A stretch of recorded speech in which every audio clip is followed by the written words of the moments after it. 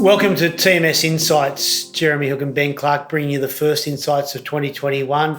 There's been a bit to report on. January can often be quiet, sometimes very busy. If you're at the Capitol building in Washington, D.C. on January 6th, you're certainly very busy. What a tumultuous time. We have a new US president and the markets started the year in healthy fashion. Reporting season in the US, Aussie reporting season coming up very soon, Ben, so there's a lot to talk about, but overall we've got this nice optimistic feel that we left the end of the year with has flowed into 21. Yeah, I think so. It's I think the winning of the senators in the US election since we spoke in the runoff has meant that these stimulus checks will flow out to the US economy a lot faster, and they're probably going to be larger, so that's a bit of a short-term bump for the US market, and we'll talk about some results. But another stellar earnings season is being rolled out, and locally, I think pretty big news yesterday. The RBA governor talking. Yeah, and again, so there's real confirmation of the local settings and how well we are placed here. So what we'll do is we'll touch on some US reports, and then we'll go and have a little bit of a foreboding of what's coming up in the Aussie reporting season. So let's just jump into it. It's been a lot of really good sales and profit information coming out of the US.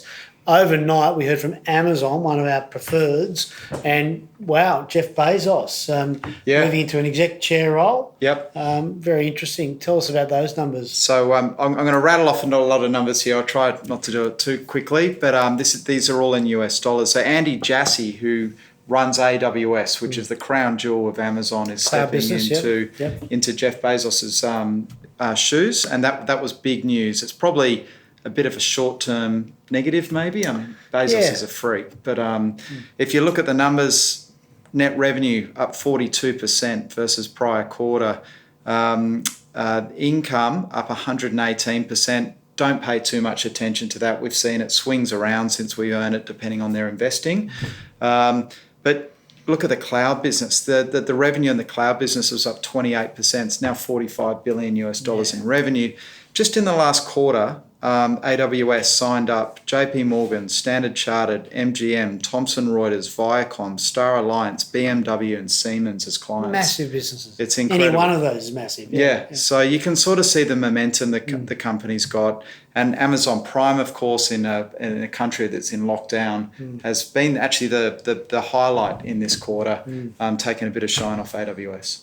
Just how big is this cloud business becoming? And other cloud operations we like. So, I mean, if you look at, we talked for a moment about Microsoft, which is a massively emerging cloud business. Their report came out last week. Yeah. Great numbers. Their sales up 17%, but cloud dominating their growth too. Yeah, definitely. I mean, their revenue as a group was up 17, earnings were up 27, but Azure, which is the cloud business, revenue up 48%. So Microsoft's gone through a year where their hardware sales boomed because everyone suddenly had to work from home. Everyone had to go out and buy sort of laptops or add-on sort of features so that they could set this up, companies as well. That's dropped off in the last quarter.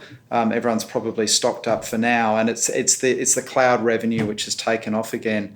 I'll just read you out a quote from the CEO at the end of the earnings call, where he said the dawn of a second wave of digital transformation is sweeping across every company and every industry. And Microsoft is one of the companies that will be at the, one of the best to benefit from that.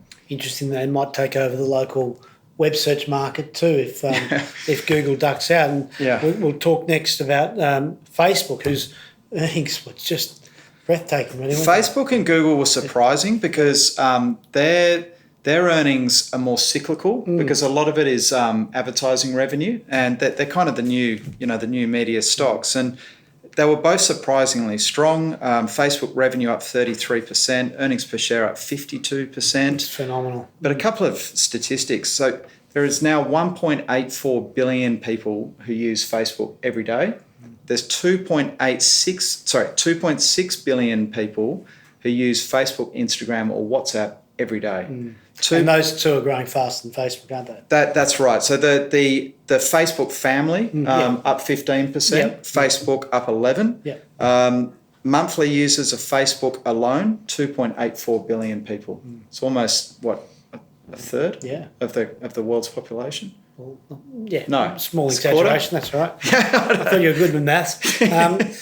But phenomenal numbers, whichever colour you put on it. I think it's just a really, really impressive business, and still some regulatory issues. They've got problems around ad targeting. They're fighting regulatory issues on a number of fronts in many countries. In many countries, it's costing a lot of money. They did call it out on the call. On the positive side, WhatsApp still not making any money, not generating any revenue, just letting it go. Yeah, great business. Google, wow. So we mentioned a number of, but cloud, again, a factor, isn't it? Yeah. And cloud was interesting with Google. So this is the first quarter that Google has ever split out its cloud division as a standalone division and given standalone results. So it's the first time we've actually seen what those numbers look like. And their revenue was up 47% in cloud to $3.83 billion, but the unit actually lost $5.6 billion last year. So it's still in the investment stage. It's still scaling, and it's we know that if you keep growing at 50% odd per quarter, there's going to hit a tipping point where that's going to start dropping to the bottom line. Again, with Google, the surprising number was in advertising revenue. It was up 22%, and that was really driven by YouTube. Revenue was up 46% in the last quarter. Obviously, stay at home. A lot of parents, it's a Netflix kids thing, watching it. Yeah, same. Yeah, it's great. No, but really good numbers across that board. Alibaba. Now, I mean that's obviously had a number of China-related issues that have seen some sell-offs that happened the back end of the year, but you can only judge a company on its performance reporting-wise. Yeah, and those numbers were very good. Yeah, and look again, as with Facebook, I think we had Jack Ma disappeared. No one knew where he was for a while. We had the Trump craziness where he brought in a ban on companies linked to the PLO being able to trade on the New York Stock Exchange. The New York Stock Exchange thought that might have included tech stocks, and then he said no, that didn't. Changed his mind, yeah. There was a lot of gyrations. But revenue up 37% in the last quarter, earnings per share up 21%. Alibaba Cloud again, hit positive EBITDA for the first time in the last quarter, and that was on $2.5 billion in revenue. And so people listening just don't have to assume any more than the growth that we've seen in the cloud businesses, the other four we mentioned, will follow on to Alibaba over time. Completely, because they're a fair bit further behind in moving from a physical server to the cloud. But, another stat I call out, 902 million people transacted on the platform in the last month. Yeah. That was up to 22 million people in the last quarter. The numbers are insane. And while we're talking about cloud, let's talk about a new stock we haven't talked to clients and viewers about. A CRM, customer relationship manager, cloud-based solution called Salesforce. Yep. The excellent code CRM. And Ben, this is one we've had a look at for a few months, and now we really like, and we think the price is where an opportunity is met. Yeah, and that's driven by a couple of things. Salesforce is the number one player in CRMs globally. It's got 20-odd% market share. Its competitors are Microsoft, Oracle, Cisco, and S&P.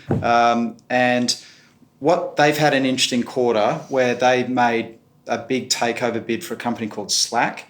Now, not everyone would have heard of Slack, but this is a company that is growing seriously rapidly. And it's offering an alternative to email.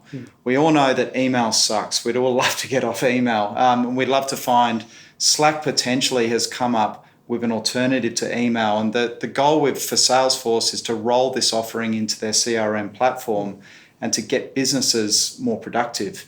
So, look, it's a great American success story. Mark Benioff started in 1999 from Oracle. He's grown it from zero to a $22 billion revenue business per annum.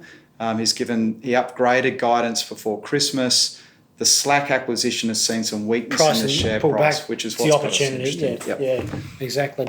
Great stuff there. A new stock and a review of some of our bigger US holdings. Quickly, Australian reporting season is just beginning now. Really comes into the thicket in the next 2 to 3 weeks. So we will come back with a lot of that. REA Group comes out on Friday. Stock price has been phenomenal. Bit of a sign of the times. We've got the tech factor. We've got a property boom going on. We know financial markets are really sound at the moment. Just a couple of things about the reporting season coming up, Ben. I think you're going to see another very strong earnings season. As we saw in August was one of the best reporting seasons, bizarrely, we've seen in some time. I think analysts' numbers are still too conservative. We're seeing a number of upgrades coming out leading into reporting season. But again, and we said this a number of times last year, we think it could be the more domestic focused businesses that are the ones that are going to deliver stronger numbers than the offshore growth stocks, who are all having to deal with massive COVID breakouts all over the world again. So true. And Philip Lowe, when he was speaking today, said factors driving it include, number one, our ability to contain the virus, our ability, number two, to adapt to it, and three, that we continued our spending throughout. And spending locally has been very strong, which helps all those domestically focused businesses. Yep. We'll bring you an update in about 10 days' time about the first part of the reporting season. That's all for today.